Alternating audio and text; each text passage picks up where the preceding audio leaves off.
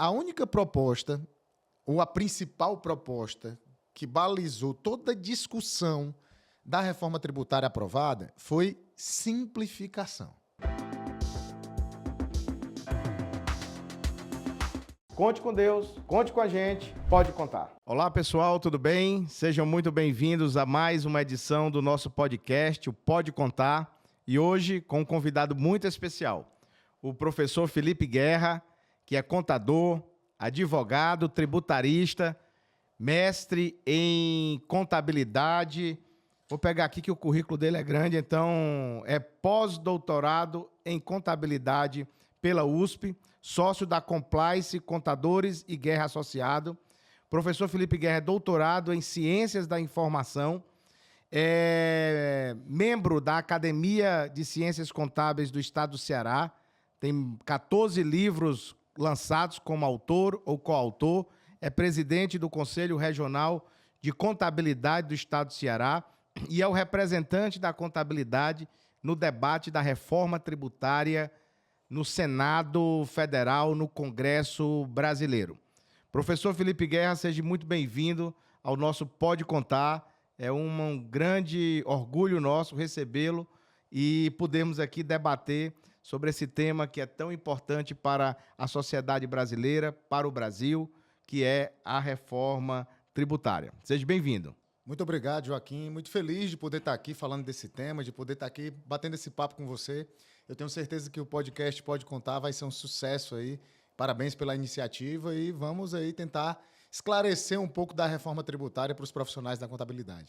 E antes aqui de nós irmos para o nosso bate-papo, eu quero pedir a você que curta aqui o nosso vídeo, que compartilhe, que mande para o seu colega do escritório, que mande para o seu amigo contador, para as pessoas que você, para os empresários, para seus clientes, para as pessoas com que você quer que tenha cada vez mais consciência sobre os temas que são debatidos aqui no nosso podcast, em especial hoje, a reforma tributária. Meu caro amigo e professor Felipe, nós estamos aqui, há 3 décadas que se discute reforma tributária no Brasil. Aliás, as discussões legislativas do nosso país, elas se tornam, ao longo dos anos, clichê, porque parece que se discute e aquilo entra numa rotina que não se chega a uma conclusão definitiva. Eu me lembro aqui da reforma eleitoral. O Brasil, em algum momento, há 2 décadas atrás, começou-se a se dizer que se iria fazer uma reforma eleitoral. Mas me parece que nunca houve uma maturidade do Congresso para fazer a reforma eleitoral de fato, e aí foi se fazendo a cada 2 anos mini-reformas eleitorais. Deve ter umas 10 mini-reformas eleitorais, o que se torna ali quase que uma concha de retalhos. E ainda hoje não se tem a grande reforma política eleitoral no país. Com a reforma tributária, é o mesmo tratamento que se está dando, uma concha de retalhos ao longo de anos, mas agora, dentro de uma expectativa social, uma expectativa econômica, tem-se um texto aprovado pelo Congresso, sancionado pelo presidente da República e em vigor. Mas em vigor, em sua plenitude, é a concha de retalho não de trás para frente, mas daqui para frente? Fala um pouquinho para a gente aí da tua opinião sobre essa jornada da reforma tributária do nosso país. Excelente, Joaquim. Enquanto você estava falando, eu fiquei pensando, né? De fato, tem temas que eles retornam com muita frequência na discussão legislativa, né? A gente está vendo aí novamente a discussão de desoneração da folha, que foi e voltou, não sei quantas vezes, compensações de créditos tributários. E com a reforma tributária não é diferente, porque nós estamos falando de algo que é muito caro para a nação, né? Toda nação organizada na história, ela teve a arrecadação de tributos como a principal fonte do custeio do serviço social e até mesmo da estrutura social. E no Brasil, nossos modelos tributários, eles sempre foram construídos sobre a perspectiva de nós importarmos modelos que funcionavam principalmente na Europa. E o nosso modelo atual, ele é bem antigo, né? A estrutura atual do sistema tributário brasileiro, ele é de 65. Então, você imagina que o nosso Código Tributário Nacional é de 66. E desde a Constituição de 88 que se fala sobre a necessidade de reformular esse sistema. Tem gente que até acredita que a Constituição de 88 promoveu uma reforma, mas isso não aconteceu. Na verdade, teve pequenos ajustes ali ao modelo tributário, tanto é que o Código Tributário de 66 continua válido. E desde 88 que se fala sobre essa necessidade de ter um sistema mais eficaz, porque já se entendia que ele não era o mais adequado para aquela época e não é para hoje em dia. Se não era em 88, você imagina em 2024. E o que é que acabou acontecendo?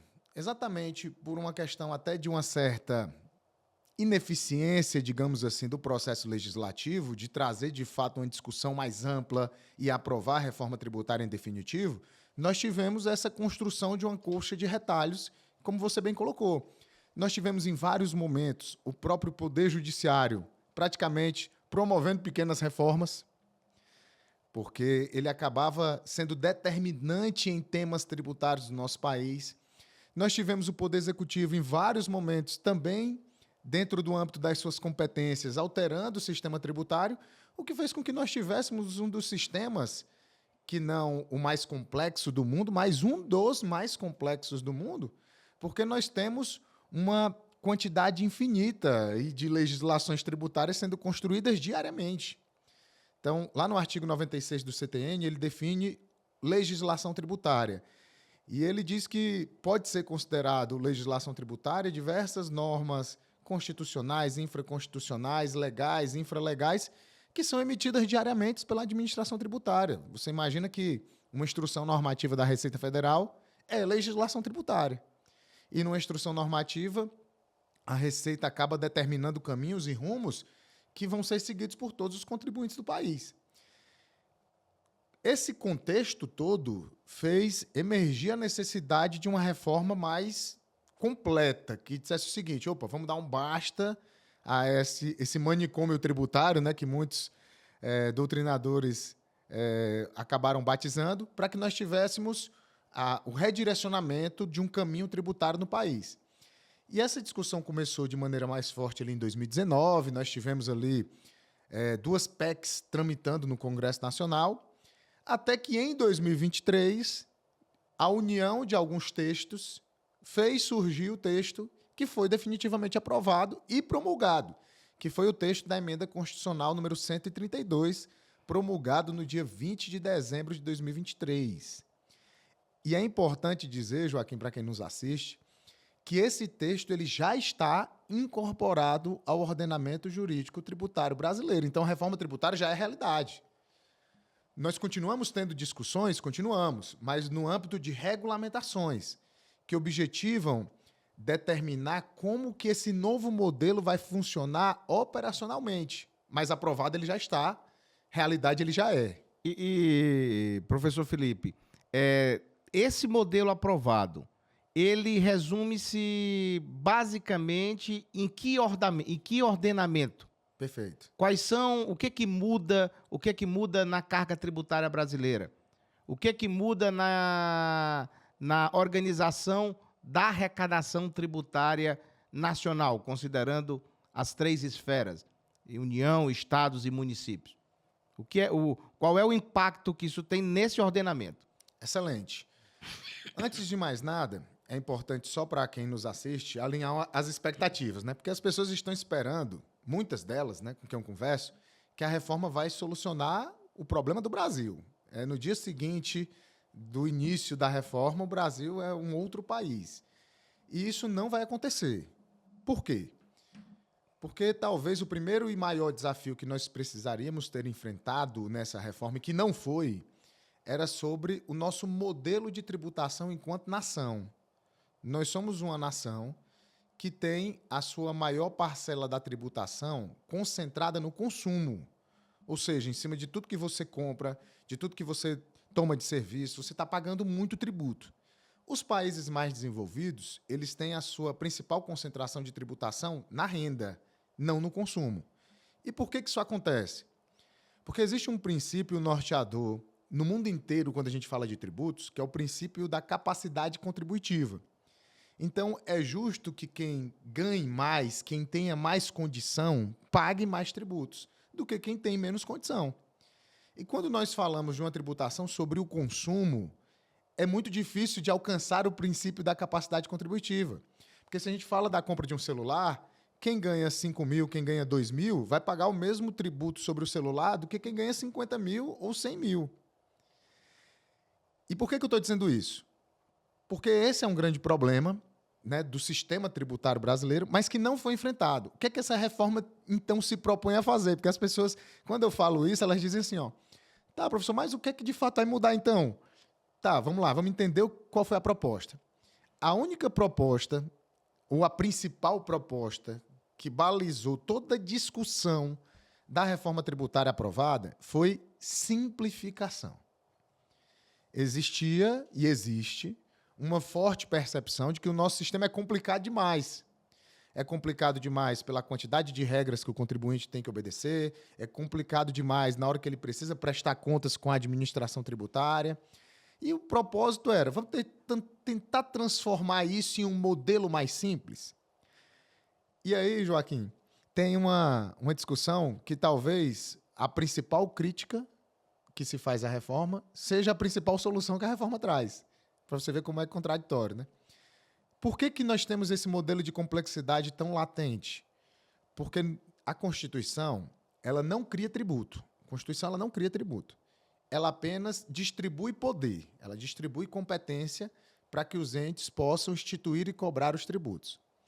Só que, nessa distribuição de competências, atendendo até o princípio do federalismo tributário, da autonomia dos entes federados, a Constituição deu poder para que os estados, para que os municípios pudessem instituir e cobrar alguns impostos, alguns tributos, e também determinar ali como é que funcionaria a prestação de contas desses tributos. Só que isso acabou virando uma loucura. Por quê? Porque o Estado A entende de um jeito, legisla de uma forma, o Estado B de outro, o Estado C de outro. E aí você imagina que nós temos, se você pensar hoje, uma empresa que tenha filial em 10 estados, ela vai ter que conhecer a legislação de cada um desses estados. Se ela tiver dentro desses 10 estados a atuação em 30 municípios, ela vai ter que conhecer a legislação desses 30 municípios, que muitas vezes é completamente diferente. O que a reforma se propõe? Vamos diminuir essa distribuição de competências. Só que essa diminuição é exatamente um ponto muito criticado pela doutrina e pelos tributaristas atualmente, porque isso pode estar ferindo o federalismo tributário do Brasil, que é uma cláusula pétrea e não pode ser, de forma alguma, atacado. Que seria o Estado e o município não pode mais criar novos impostos? Isso, exatamente. Eles têm um tributo, eles terão a proposta da reforma com relação a municípios e estados, exatamente esse. Então, hoje o Estado pode criar o ICMS, o município pode criar o ISS. Então, são os principais tributos hoje, estadual e municipal. Esquece, vocês não vão mais criar esses tributos. Nós teremos um tributo que fará o papel dos dois, que é o IBS, Imposto sobre Bens e Serviços. Só que qual é o problema? Não é o Estado que determina 100% das regras desse IBS, mas do ICMS era ele que determinava. Não vai ser o município que vai determinar as regras desse IBS, mas do ISS era ele que determinava. Então, essa é a grande discussão com relação ao federalismo tributário. Até onde se mantém a autonomia dos entes federados se eles não têm mais a competência plena sobre esse tributo que será a fonte da sua arrecadação? Mas essa etapa já está vencida na discussão do país? Foi vencida na emenda constitucional, mas continua sendo objeto de duras críticas, porque nós... uma certeza que nós temos, Joaquim, quando nós estamos falando de organismos que se relacionam e são extremamente conectados, como é o sistema tributário brasileiro, é igual à nossa própria saúde, né? Quando um remédio é desenvolvido, até que você tenha a completude dos seus efeitos positivos e negativos, levam-se alguns anos. Você precisa administrá-lo em várias doses para poder saber como é que ele vai realmente se comportar no organismo. A reforma tributária é da mesma forma. Está superado momentaneamente, mas nada impede que amanhã haja uma judicialização daqueles que se sentirem prejudicados, de dizer que esse regime ou o texto aprovado pela reforma tributária fere ao princípio do federalismo tributário ou a algum outro princípio constitucional. É interessante, professor Felipe, você está falando aí, eu estou anotando aqui uma série de pontos e eu queria tentar organizar aqui mentalmente essas curiosidades para que o nosso público possa se esclarecer cada vez mais sobre essa matéria que, às vezes, é afastada aqui da população. Nós temos 210 milhões de brasileiros, mas a boa parte da população fica ali à mercê dessa discussão quase que sem controle dela, sobre ela, mas sendo atingida diretamente, porque, de uma forma ou de outra, quem paga o tributo são os 210 milhões de brasileiros. E eu estava vendo aqui uma curiosidade. Veja só, de 1988 para cá, observe isso porque esse é o dado que assusta quando a gente fala de pagamentos de tributos, de normas tributárias, dessa discussão toda que se tem sobre a reforma tributária. O Brasil criou 4.960.610 normas que regem a vida do cidadão. Dessas daí, nós temos 320.343 que são normas tributárias. Agora, não vai mais, vai além. É uma média de 46 normas a cada dia útil. São 30.332 no âmbito federal, 96.664 no âmbito estadual, 193.537 no âmbito municipal. E aí vem a parte hilária. Se isso for impresso em letra 12, espaçamento normal, dá 5,8 quilômetros de papel de norma tributária. Aí vejamos, qual é a provocação que eu quero fazer diante do que você falou. Esta é a complexidade do Brasil, que tem um impacto sobre o ordenamento jurídico constitucional, que você muito bem colocou. Mas veja, esta reforma que agora é fato, me parece que consta lá na sua implementação ao longo do tempo, várias fases de implementação que podem levar até 50 anos para que seja implementada em sua magnitude, talvez para que haja a aquisição da maturidade política, econômica, social do país.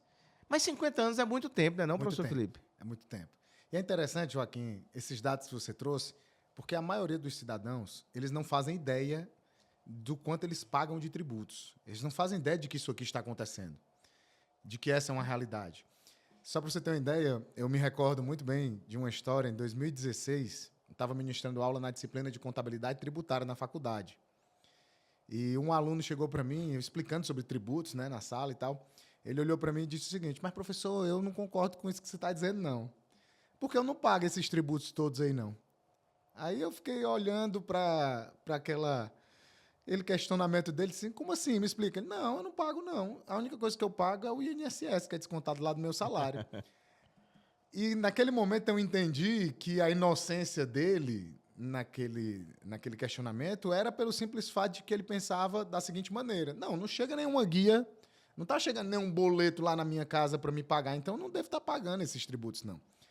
Só que, como eu disse, né, nossa tributação é muito concentrada no consumo. Então, tudo que você compra, tudo que você vende está sendo tributado.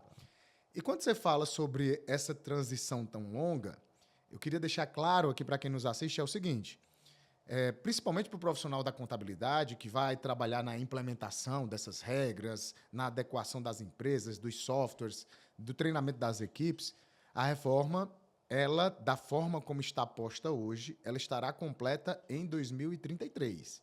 Em 2033, ela já é uma realidade para todos, dentro daquilo que está efetivamente proposto. O que é essa questão dos 50 anos? Ela é muito mais relacionada a uma preocupação dos entes com relação a uma eventual perca de arrecadação. Por quê? Um dos princípios norteadores dessa reforma é que o tributo ele seja cobrado e devido para o estado de destino. Então, eu sei que esse meu sotaque britânico, Joaquim, não engana muito, mas eu sou cearense, né? Então, o Ceará vendeu uma mercadoria para o estado de São Paulo.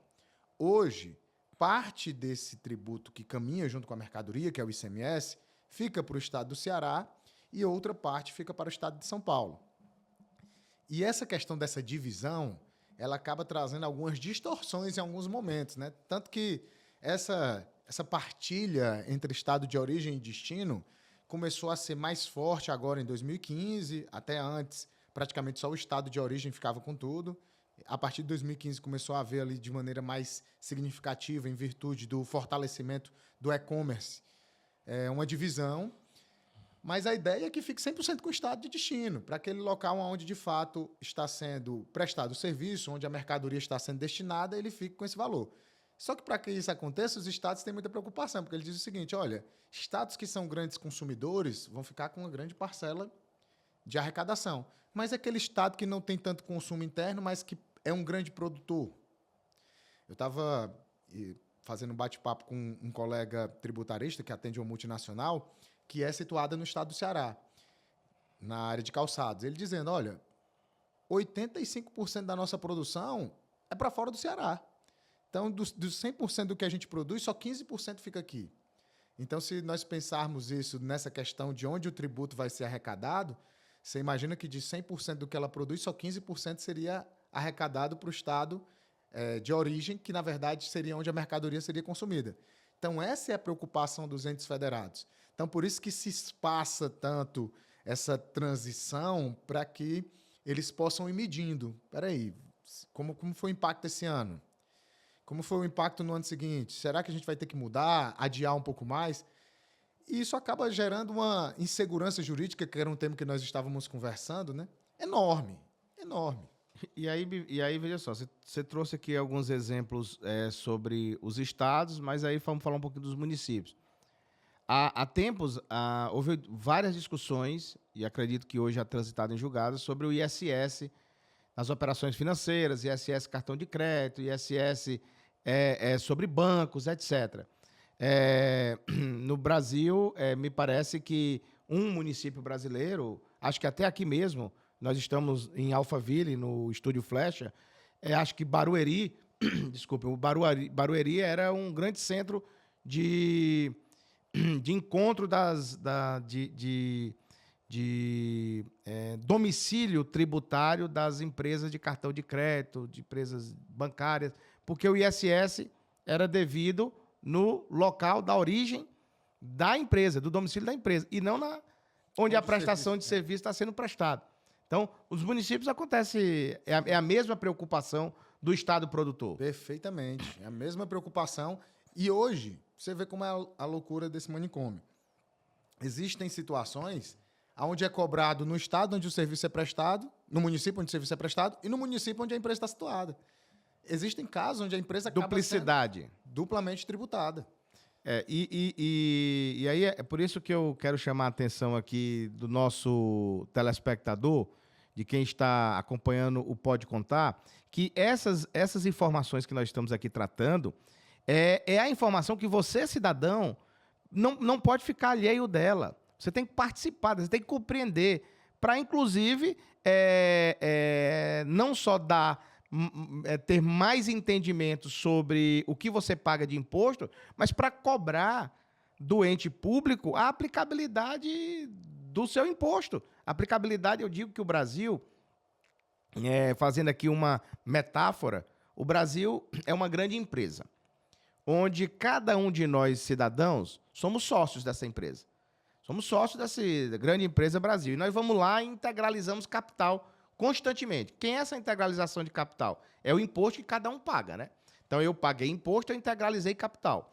Essa empresa Brasil é uma empresa que ela não tem uma finalidade lucrativa em termos lucro financeiro, mas tem um lucro econômico, o lucro social. Qual é o objetivo dessa empresa Brasil?